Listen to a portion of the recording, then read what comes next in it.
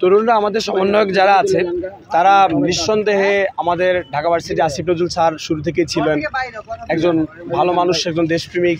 আমাদের সমন্বয়করা তারা কথা বলছেন এবং আমি যেটা শুনলাম যে আপনার হচ্ছে গিয়ে ডক্টর ইউনূস স্যারকে তাকে প্রধান উপদেষ্টা হিসাবে করা হবে, এটা বাংলাদেশের মানুষও পছন্দ করছে এবং আমাদের সমন্বয়করা তারাই সিদ্ধান্ত নিতেছে এবং যে সিদ্ধান্তগুলো নিতেছে সো নাইস সিদ্ধান্ত হইতেছে, বাংলাদেশের মানুষ সাপোর্ট করতেছে, এটা আমরাও সাপোর্ট করি। আমরা আমাদের দেশটাকে এগিয়ে নিয়ে যাব, এটাই হচ্ছে আমাদের কথা। আমাদের দেশে আসলে দুর্নীতির আর হ্যাডাম দেখানোর সুযোগ নাই। এই 24 সালে এসেও দেশের মানুষ দেশটাকে স্বাধীন করেছে। সো দেশটা আপনার আমার সবার, আমরা দেশটাকে এগিয়ে নিয়ে যাবো ইনশাল্লাহ।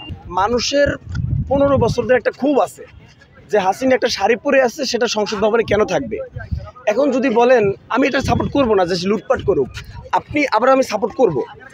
আপনি সংসদ ভবনের হাসিনার শাড়ি চুরি হাঁস সেটা লুটপাট যদি করেন, সেটার জন্য যদি আপনার আমার আফসোস হয়, তাহলে আপনি আমি 15 বছর কইছিলাম 15 বছর ধরে যে দেশের হাজার কোটি লাখো টাকা এই দেশ পাচার করছে, তখন কোথায় ছিলাম।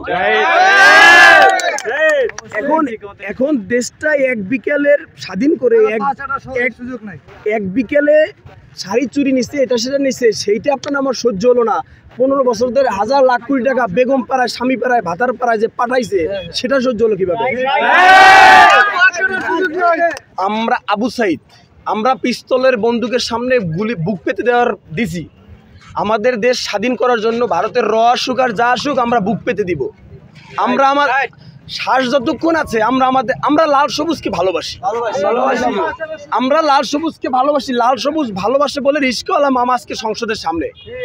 ভারতের র আসুক, বিশ্ব চাপ আসুক, যে আসুক না কেন আমাদের শেষ বিন্দু থাকা পর্যন্ত আমরা আমাদের দেশকে নিয়ে যাবো ইনশাআল্লাহ। ভাই, শিক্ষা জ্বলন্ত প্রমাণ। মানে আমার এখনো মনে হচ্ছে না যে হাসিনা পালাই গেছে, মানে এখন কেন যেন মনে আছে কোথাও বৈশা। এত বড় হেডামাল একজন মানুষ চলে গেছে, এখন নতুন যে ক্ষমতায় আসবে তারও বোঝা উচিত যে এই জাতির সাথে, এই বাঙালির সাথে তেরামি করা চলবে না।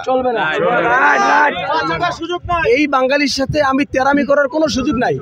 সুতরাং আপনি ক্ষমতায় আসবেন, আপনি এমপি আসবেন, আপনি প্রধানমন্ত্রী হবেন, আপনি দেশের জন্য কাজ করবেন, আপনি আপনার দলের লোককে চাকরি দিবেন, এই দেশ আপনার, এখানে ভূমিদস্যু করবেন, সেটা আর বাংলাদেশের মানুষ সুযোগ দিবে না। জাতির উদ্দেশ্যে বলবো, এখনো অনেক অরাজকতার সৃষ্টি হয়, দেশের সম্পদ এখান থেকে নষ্ট হয়। বিএনপির মানুষ বলেন, অন্যান্য মানুষ বলেন বা অন্যান্য বলেন, মানুষজন একে অপরকে হামলা চালায়। আমরা হামলা গুম খুনের জন্য দেশ স্বাধীন করে নেই, আমরা শান্তি চাই। আমরা সবাই মিলে দেশে, এবং শুনছি হিন্দুদের আপনার মন্দির ভেঙে দেওয়া হয়। আমরা দেশে শান্তি চাই।